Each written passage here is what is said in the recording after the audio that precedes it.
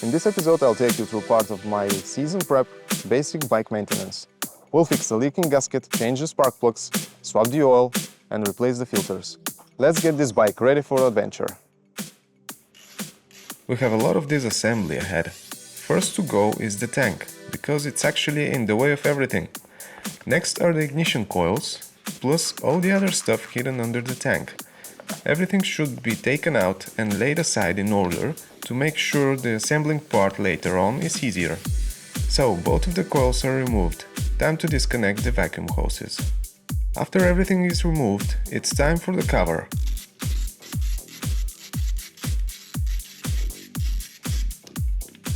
There are a total of 6 bolts to unscrew and you need a bit of sleight of hand to take it off.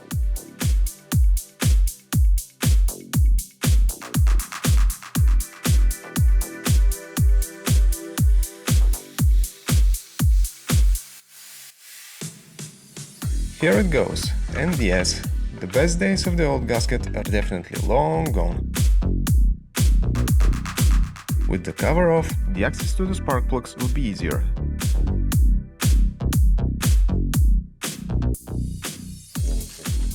Yes, time to change the spark plugs. They are NGK, made in Japan, so sayonara old ones.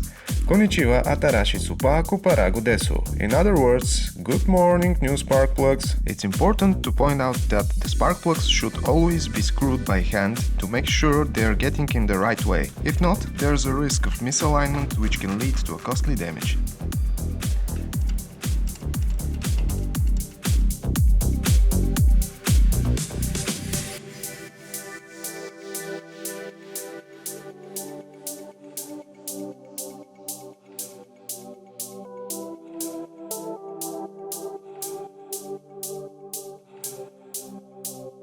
Now let's get back to the gasket. First we should clean the surface where the gasket is going to lie, the gasket channel on the cover and the sealing surface of the engine. You should always use a microfiber cloth for cleaning because it doesn't disintegrate that easily and won't leave any fibers on the surface like a napkin would, for example. The condition is great. After everything is cleaned, it's time to introduce the new rubber gasket and mount it on the cover. It fits perfectly like it was made for this. While cleaning, we found a small scratch on the surface, so we will add a bit of silicone just in case.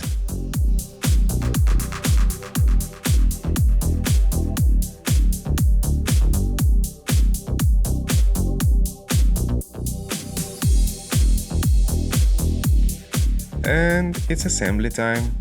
Every part is going to be placed back in order on its corresponding side, so it should be easy peasy. The cover is getting carefully back in place. And we have to make sure that every bolt is tightened to 10 Newton meters.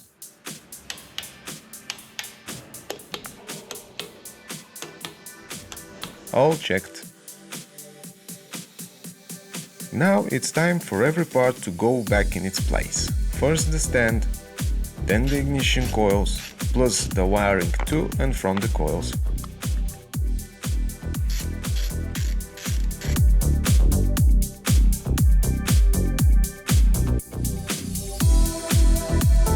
And in the end, the tank. Everything is where it belongs. Let's fire it up for a test. All looks good. Time for an oil change.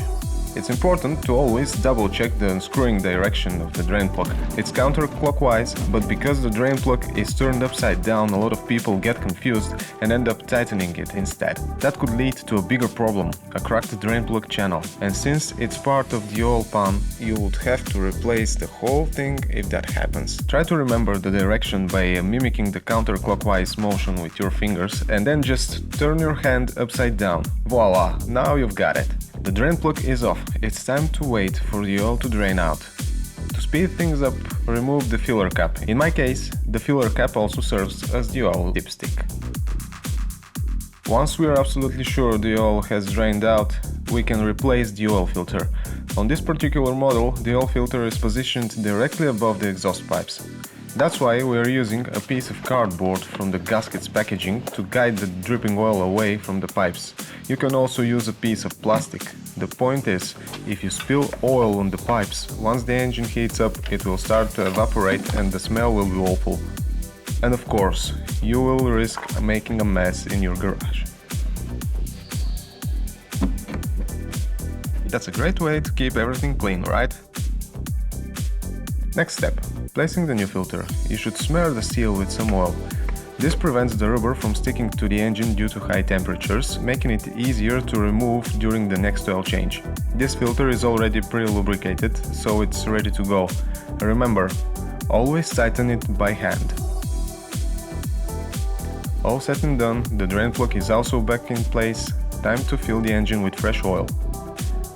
Once the correct oil level is reached, it's time to start the engine. At this point, the red oil light will be on until the new filter is filled up.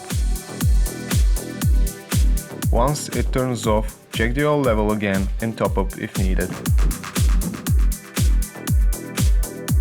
It's all done.